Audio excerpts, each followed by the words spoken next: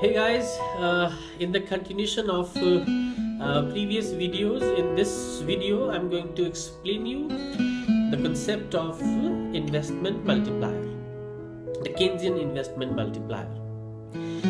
In the previous video I explained you economy is equilibrium where aggregate demand is equal to aggregate supply, and at equilibrium the aggregate demand, which is equal to aggregate supply, is called effective demand in the economy.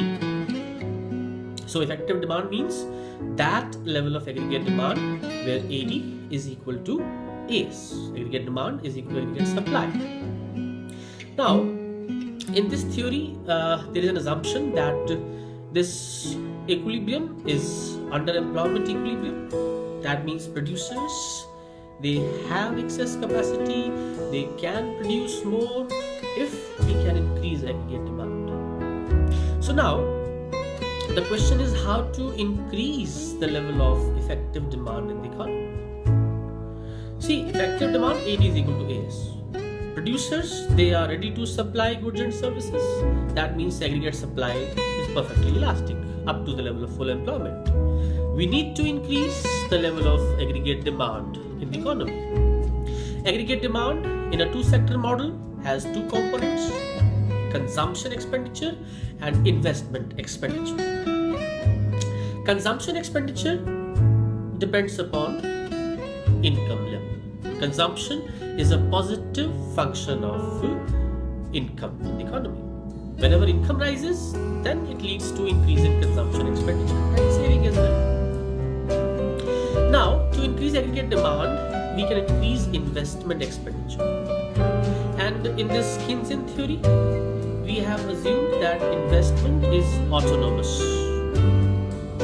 Although, whenever income changes, investment also changes, but it has a lesser effect on change in investment than that of change in rate of interest. So, investment is, we can say, a function of rate of interest. That means change in rate of interest has more effect on investment than change in income. That's why Keynes has taken it very negligible impact of change in income on change in investment. So investment is autonomous. Now, to increase the level of aggregate demand, we increase investment expenditure. Say firms, they increase their investment expenditure by 100 crore rupees.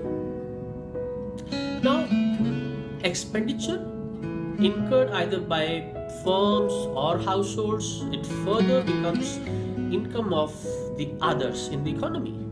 In this example, when firms, they invest 100 crores of rupees, firms, they spend money on the purchase of factory inputs, which ultimately becomes income of households in the economy. Now, whenever income rises, it leads to increase in consumption expenditure as well as increase in savings. But increase in consumption expenditure and increase in saving, they both are less than increase in income, which is called psychological law of consumption as per Keynes theory. Now, how much increase in consumption would there be due to increase in income in the economy? It depends upon marginal propensity to consume. Let's say MPC be 0.8. It means 80% of the increased income will go to consumption expenditure and 20% will be saved. This is also called a leakage.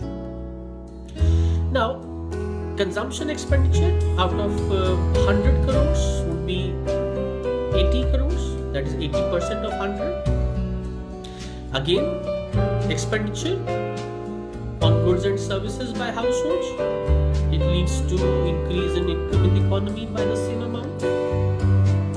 So income further increases by 80 crores. So initially income rose by 100 crores, now it has risen by 80 crores more. Now this process now, it will go on and on and on. But where will it is going to stop? Now, every time whenever income rises, it's 20% will go to savings, because we have assumed that MPC is 0.8. That means MPS is 0.2, because the sum total of MPC and MPS is 1.